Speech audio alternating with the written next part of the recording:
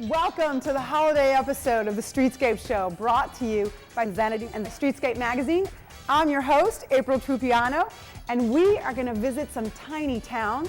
We're going to show you how to get a jump start on your New Year's resolutions, and we're going to meet a couple of really good cops making a difference in the community through their work and their new book. I'm Judy Peters. Later in the show, we're going to be visiting a unique boutique on South Main Street with clothing, accessories, jewelry, gifts. It's going to be so much fun to show you guys this place. Hi, and welcome back to Olívas. I'm Robert, and today we're going to be preparing something new that's quick, fresh, and delicious. Today we're going to do a cucumber, jicama, and mango salad. On the Salon Guy, stay tuned. We've got some great holiday hair and great things you can do at home with your hair and your makeup. Let's get right into the holiday spirit by sharing Christmas traditions. We're here with Melissa Byers, the Managing Director of Christmas Traditions, and I am so excited to hear about all of the festivities you guys have for the holidays. We are so excited as well. From November 25th, whenever we open our festivities, our Christmas Traditions Festival, through Christmas Eve, it will be a fantastically magical time down here on Main Street, St. Charles, because everybody's really a kid at heart. So we have 33 different characters that will be down here on Main Street that you can go around, talk to, get a Merry Christmas, a good Yule from. It's quite fantastic. And of course, we have the big guy himself, Santa Claus, our Victorian Santa. Now, these guys even have their own trading cards. They're pretty famous around here. Absolutely. Each character has a card, and you can go around and collect all 33. And once you do that, if you find the town crier, he will announce to everyone on Main Street that you have found all 33 cards. Now, you guys have activities all week long. Yes, every Wednesday night and Friday night we have shopping under lights, and then every Saturday from 11 until 9 in the evening, and Sundays 11 until 5. Tell us about the really big stuff, the stuff you don't want to miss. You definitely don't want to miss our 1:30 every Saturday and Sunday Santa Parade. We have all of our characters that parade from the 900 block of South Main Street down to Berthold Square, and you can actually make sure to catch all of the characters and get all of their cards at that time. Everybody's there. Now tell us about Las Posadas. That's a really important part of the festival. It's December 3rd this year, and it starts at 6 o'clock. And basically we reenact the journey that Mary and Joseph took on their way to Bethlehem, searching for a room in an inn. We all end up down in the park at the big stage, and we have a beautiful presentation there. We have caroling, we have songs sung, and we end with caroling around our Yule log. And you guys honor some of the little traditions that people have around the world. Tell us about those. Actually, we do. We have several different traditions, one of which alludes to the chestnuts roasting on an open fire. So we have our chestnut roasters down at South Main that roast chestnuts every Wednesday night, Friday night, Saturday, Sunday, anytime characters are on the street. But then Friday nights we do something a little special, and we have a marshmallow roast. So anyone who would like to come down and hear a story, the Master of Revels is a fantastic storyteller. So he tells us a little story, and then you can come down, get a marshmallow, and roast a marshmallow. You guys do something that's just completely spontaneous. So Sunday evenings down at the Grand Opera House, we have a murder mystery dinner theater. It's a very fun, comical evening of just laughter and merriment. We call it the Complete Works of Christmas because it alludes to all of those favorite holiday stories, holiday movies that everyone watches around this time of year. And you can get tickets by contacting the Visitor Center here in St. Charles. What are some of the things that you'll be doing with Santa Claus? Of course, we have to have breakfast with Santa. That'll be at the mother-in-law house on Saturday mornings. And then, of course, we always have Santa. You got to tell him what you want for Christmas. So you can find him in the lower level of the Visitor Center any Saturday and Sunday, and come in and tell him what you want. And then you can also perhaps even get a family photo with him. Finally, we've got to send him off on Christmas Eve because he's got a lot of work to do that night. So we'll be sending him off at the end of the day there on December 24th. Mel, it sounds like there's so much great stuff going on. I wish we had more time. Can you tell people where they can get more information? Sure. They can stop by the Visitor Center at 230 South Main and pick up an event guide that has everything listed in it. If you'd like to visit us online, you can go to www.stcharleschristmas.com. Thank you so much. We're going to get a chance to meet some of the characters coming up later in the show, so stay tuned.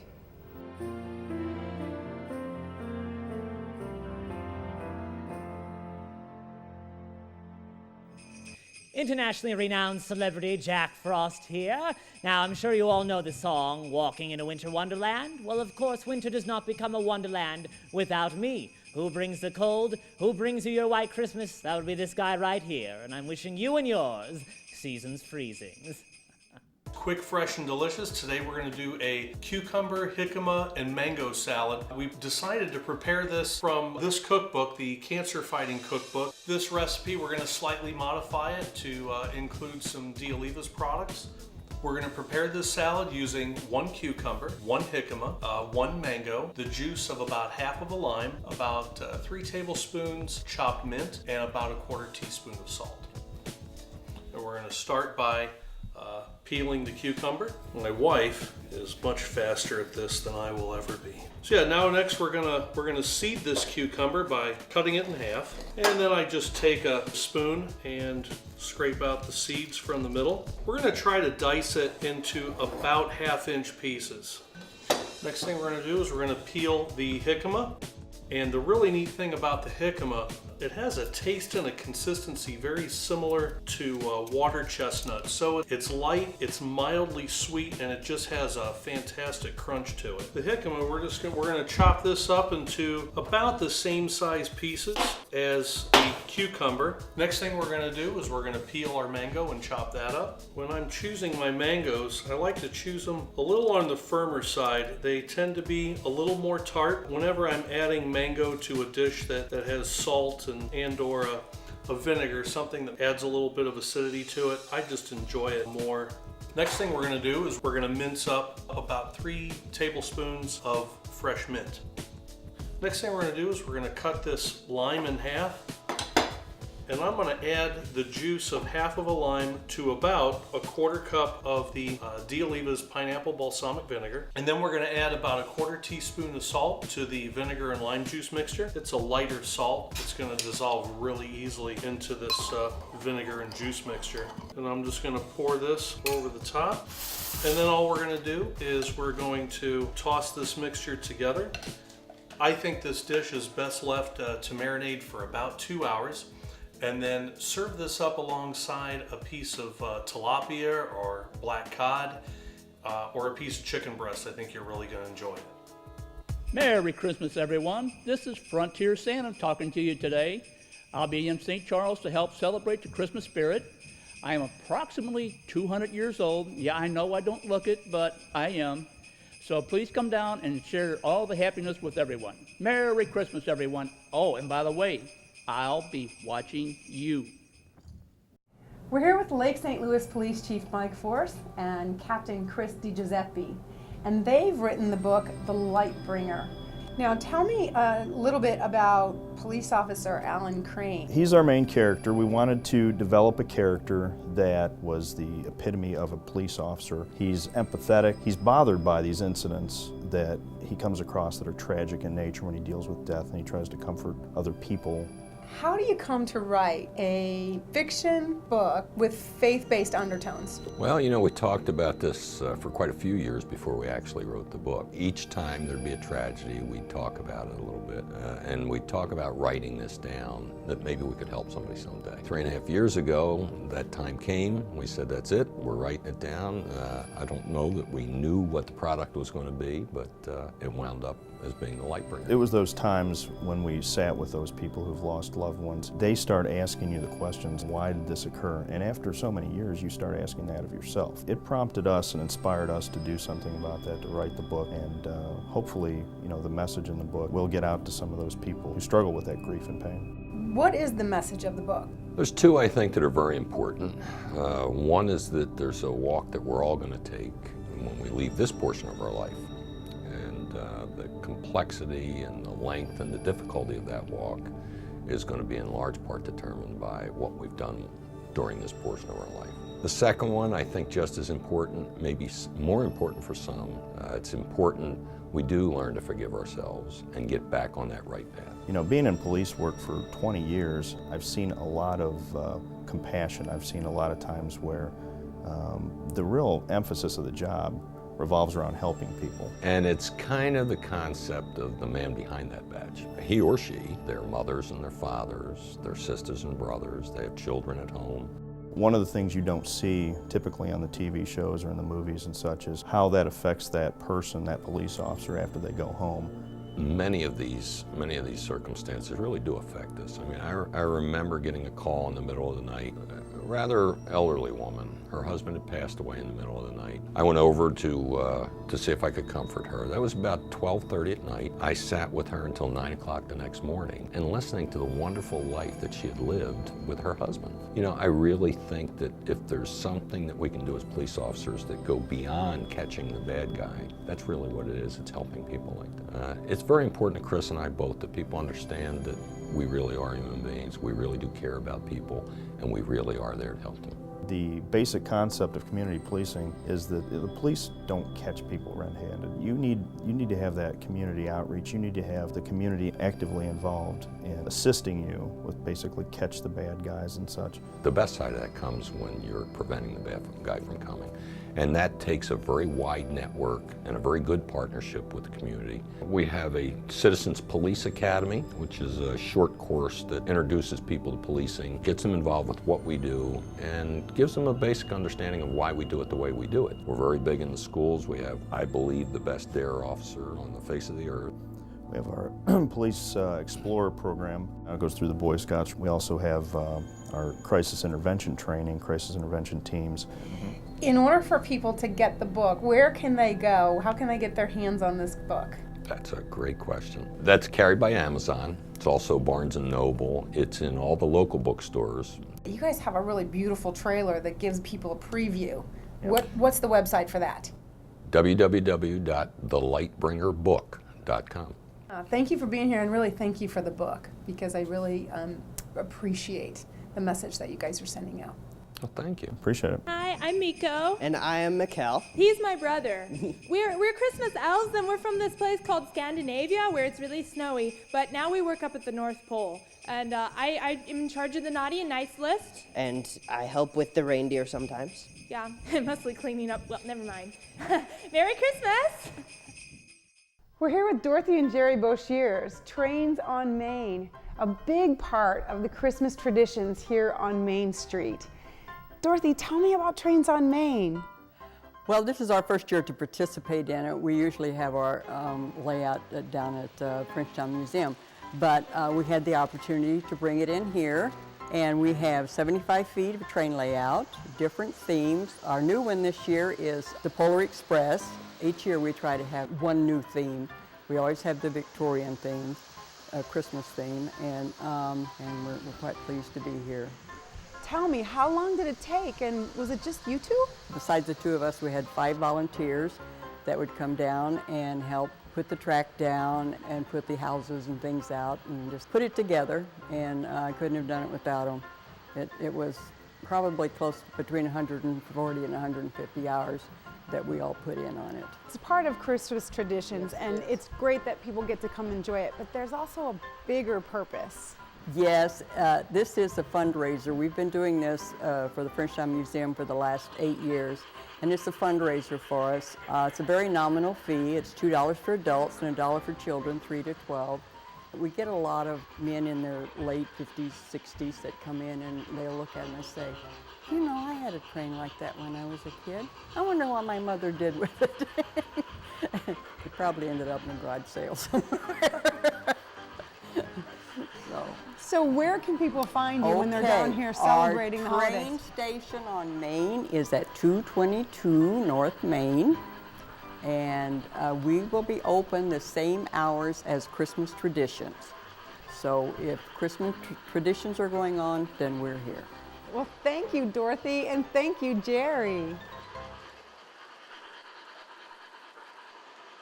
Hello, my name is Snegorochka, and I am the Russian snowman. Call me Snowmaiden, it's a lot easier. I'm a princess in training, and you really should come see me because I'm wonderful and very pretty too. Yes. Oh yes, and I'm from Russia in case you couldn't tell from accent. Merry Christmas, or Srazdestvom Hristovom. We're here at someplace special on Main Street where everyone knows your name. We're here with Wendy Black. And Wendy, tell us where we are. We are at Main Street Gym on North Main, and people always tell us that we are the cheers of gyms. We know all of our members. They get a lot of personal attention here. We always have a trainer on staff that's working. You know, like the person next to you really does care, and you don't have to wear makeup and get all dressed up to come work out. It just feels like home when you come in.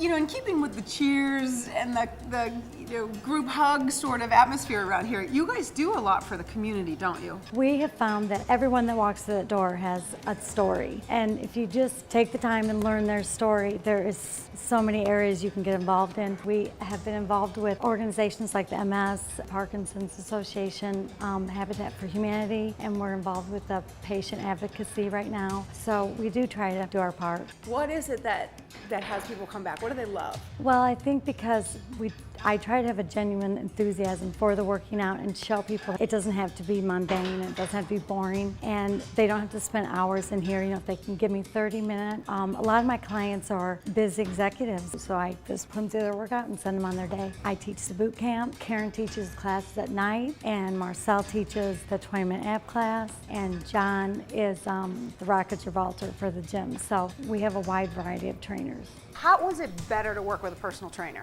You're really tapping into our knowledge, so it's what we dedicate our lives to. So we share the knowledge with the client so that they can come in and get results.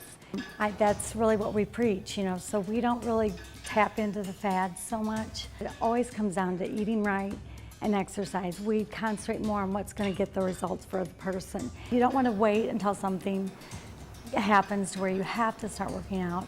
I'm saying start now because you never know what's going to happen.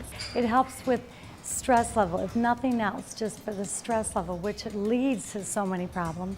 So people think I'm too busy, I can't work out, but it's so important for them to come in that door and do something because it will help their stress, if nothing else. After all of the procedures that you had to go through in dealing with your condition, where do you think you would have been if you hadn't been in such great shape? I would be at home, probably in bad shape. You know, I mean, I really would. So, if for no other reason, depression is one of the main symptoms of Parkinson's, and you know, I don't have it. I mean, I just won't. You know, I just don't. With working out, it keeps me grounded and centered, and that's what I need. When I was teaching boot camp, I had to get the surgery for my Parkinson's, and I had to get the halo put in my head, put rods in my head, and I have batteries in my chest. And unfortunately, I got a staph infection, and they had to take everything out, and then I had to have it again. But during all that process, I only missed 2 weeks of work, and my boot camp people and my personal training clients were great. They said, we'll be here when you are, and I said, as long as I have a voice, we'll have boot camp class, and I can train. So I think it showed to them that even when you have things thrown in your path, you can prevail, and working out will help, mentally and physically. So I think, they saw it, they learned it, and that's going to stay with them. You guys really incorporate family in your business too, don't you? We have a second location now, which is down on Hampton, down by the zoo in St. Louis, and our daughter is the GM of that. And then our son is in the Army. He's been in for 7 years, so he's just now getting out and moving back here. He's an artist. My husband, Chris, he has really supported me in everything that I've done. So he usually is in the background, and he's really the person I go to, my sounding board. So people might think that I make the business decisions, but I really do have a good team between my daughter and my husband. I'm covered. Wendy, thanks for letting us come hang out at the Cheers of Gyms, Main Street Gym. Happy Christmas from Nicholas from Scotland. It'll be grand to see you down in St. Charles this Christmas season. So come on down and have a good Yule. We'll be looking for you. Welcome back. We're here at Lillians, one of the newest boutiques on Main Street in St. Charles. It's owned by Beth Moore and Lynn Frazier, her sister-in-law. And we're so excited that they're here. It's kind of new to Missouri. There are only 2 Lillian stores in the state, so some of our viewers might not be familiar with it. How did you two discover it? Well, actually, Judy, I was on vacation in South Dakota when my daughter and I went into a small little shop and just really loved the environment and what they had in the store. Started talking to the shop owner, found out it was a franchise, and just felt it was something that I needed to look into. And then I approached Lynn and said, hey, I know we both want to do something part-time. Listen to this. They wanted to start a new experience for women, a shopping experience where women could go enjoy themselves, something different than your typical mall, and decided from that point forward that that was something we were going to pursue. Well, we're glad you're here in St. Charles, and it is a really unique store. I love the music, the feel of the place, the fashions. This is a Lillians. You guys are one of our Streetscape Show fashion sponsors, so everything that I wear on the show is from Lillians. And so I've been here a lot, and it really is an experience. Tell us about that, Beth. Well, one thing that we do is we want to make sure that everybody feels welcome and inviting. So we play the Rat Pack style music to get everybody in that happy-go-lucky mood. We provide a man couch for the men to be comfortable and sit and wait while their wives are shopping. We also do some treats and coffee for women so they can just take their time and enjoy the atmosphere and environment. We do a punch card program to allow them to earn extra money. The more they buy, the more they get. We do diva parties where you can have a private shopping experience and you can take 10% of the sales and buy product for yourself or use it as a fundraiser. Well, you know, the holidays are coming up, and of course, there's gifts to buy, there's fashions to look for, you know, for parties and things. So what do you recommend as far as outfits for the holidays, or maybe jazzing up the drab outfits we might have and kind of accessorizing them to make them fun? Well, one thing that is really popular this season are some capes and sequin dresses. All of our scarves are always $14, so you can jazz up an outfit that way. We are also carrying a lot of different little accessory type things for the holidays, great for gift giving and stocking stuffers, everything from wallets and luggage tags. Our jewelry, watches are always $18. We have a new line of purses that we just brought in for the holidays by Nicole Lee. Those are a lot of fun. We've always carried, since the store opened, a unique item called coupon cubbies and card cubbies. So we definitely would like women that are trying to get organized as the new year starts to take a look at those. One thing that would be easy to do this holiday season is to take an outfit that looks very simple or drab and add something such as a belt and a necklace. Elastic belts are back. They are a big item right now, as well as skinny belts. So either way, you can just add a little bit of flash with that. What else makes your store really unique? Well, one of the things that we do is, because we're a small boutique, we like to get to know our customers. So if they need help picking out an outfit, accessorizing, we want to be back there helping them. What's different about Lillians compared to maybe another store on Main Street is, as opposed to having regular hours where we're open every day of the week, occasional sales means you're open a certain time each month. For our store, that's the second Thursday of the month for 4 consecutive days. We're also open anytime there is a festival down here, because there's tons of festivals and we love it. So we're open for special events also. All right, so how can people find out what your store hours are? What they need to do really is to go to our website, and then they can hold their cursor over the calendar and see if we're open on the day that they want to come down. And we'll also be open during Christmas traditions every Wednesday, Friday, Saturday, and Sunday. Well, thank you guys very much. Thank you. Thank you for watching, ladies and gentlemen. You've already met my Christmas entourage. I am the Master of Revels, known throughout all of England as the Lord of Misrule. I'm pretty much a big deal. You can come down and see me. I give out cards to children who are good. I frown upon children who are bad, and possibly I might even pick them up by their ankles and shake them until coins come out. Whatever, hits me that day. Merry Christmas, and as they say in my country, joyous Yuletide. Hey, welcome to Cary O'Brien's, and I'm Cary O'Brien, the Salon Guy. You know, the holidays are quickly approaching. We got a lot of family, we've got friends coming over, and we've got some parties to attend. So it's a great time for us to kind of get our hair and makeup a little bit beefed up, a little bit more jazzy. We want to feel special, and we want to make a good showing for the holidays. So let's see what the team at Cary O'Brien's is doing and show you some really easy, fun holiday hair and makeup that you can do at home, or of course you can come here and have our team do it. So let's see what Kelly's doing. I started out with just some nice barrel curls. I didn't shake them out too much, and I just wanted to show you how to maybe pin back that front so you've got something looking different. So we just take her bang section, give it like a little twist back, and I can take my pin, open it up, and stick it right in there. Or I can also take that whole section and give it a quick little braid. That's really fun right now. And we can do the same thing and just tuck it back with that pin. And what we've done on our makeup today is we've got a nice bronzer makeup, kind of keeping that fall feel so we keep that summer glow a little bit longer, but of course we want to do a neutral eye.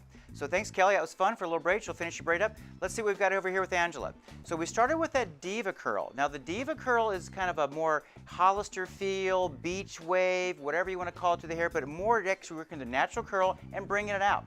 And then we're going to take it to jazz it up a little bit. We're going to pull it all over to one side, and then we just put a little simple pin into it. More bunching, not really twisting or pinning too hard. Just a very loose kind of feel to it. Gives it just a little bit more extra feel. And then we kind of went retro. So we'll take you all the way over here to see what Cary's doing. And on Sammy today, we've actually done just really simple curls all through her whole head. And we just made a nice curls through the whole thing, set it really well, let it cool, and then brushed it out completely.